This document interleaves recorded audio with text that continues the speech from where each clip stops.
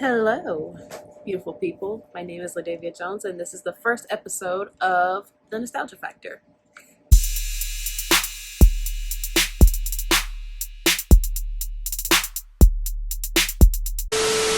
So, a little background on what the Nostalgia Factor is. It's actually a concept that I came up with in my senior year of college. So, basically, what I do is I critique old cartoons, which range from 90s up until about the 2010 era. I critique them. If they have a reboot, I critique them, compare the two, talk about the drama, the tea, all that. Just a disclaimer, I am entitled to my opinion as you are entitled to your opinion. If you disagree, that's okay. If you agree, that's okay. So, without further ado, let's get started. Okay, I'm ready.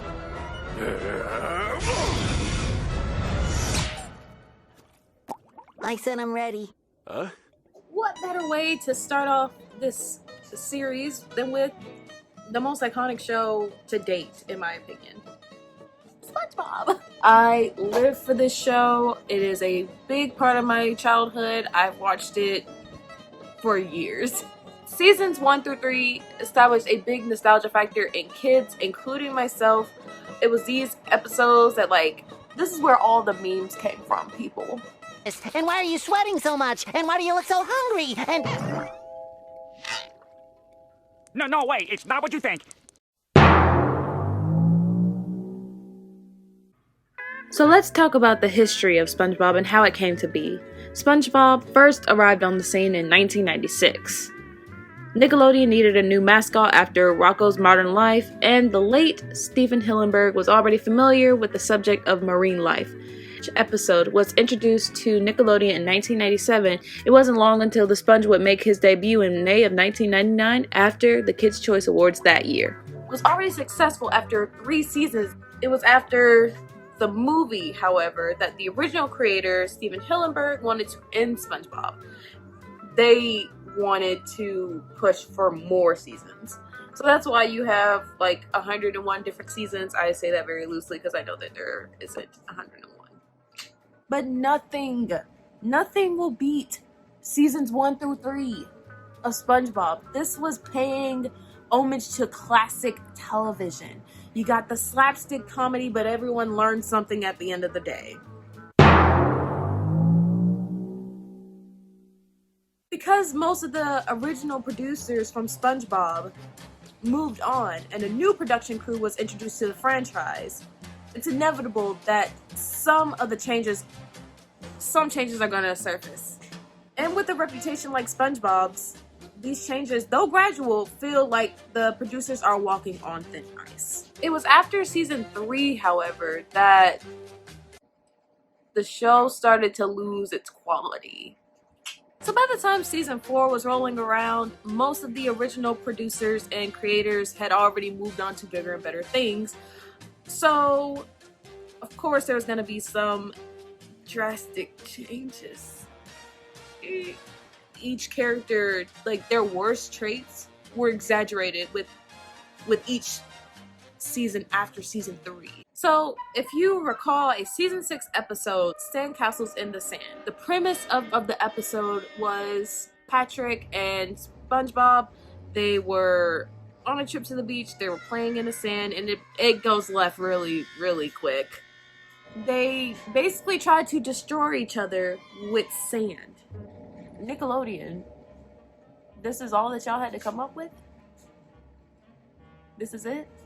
Now, that's not to say that it wasn't funny, when I was watching it as a kid, but now as an adult, I'm just kind of baffled. Y'all made the main characters dumber and more reckless. And y'all have kids watching this. Too many things are wrong with this picture. But if you compare it to a season 1 episode where SpongeBob is playing with a piece of paper. Y'all remember this episode? It is season 1, The Paper. Basically, Squidward threw away a gum wrapper, SpongeBob claims it, and has the time of his life with this one piece of paper.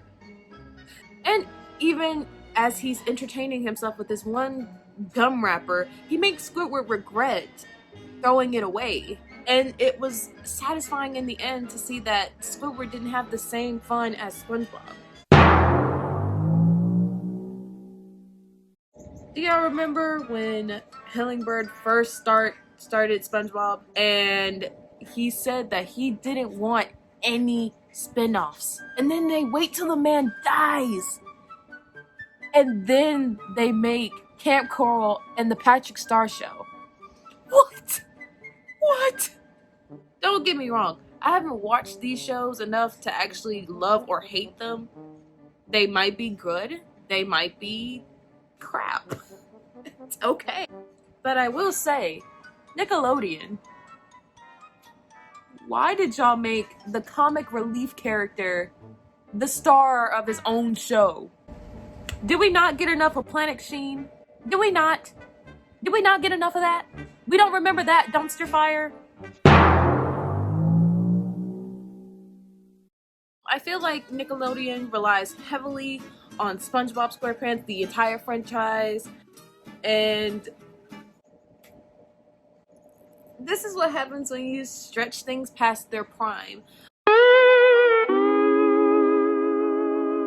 I think it's very interesting that Nickelodeon keeps SpongeBob on the air long after the original audience stopped watching. But this is usually how media works. When a generation of kids gets too old to enjoy a show, then the show is altered to fit the young kids. But I do think that the time has come and gone.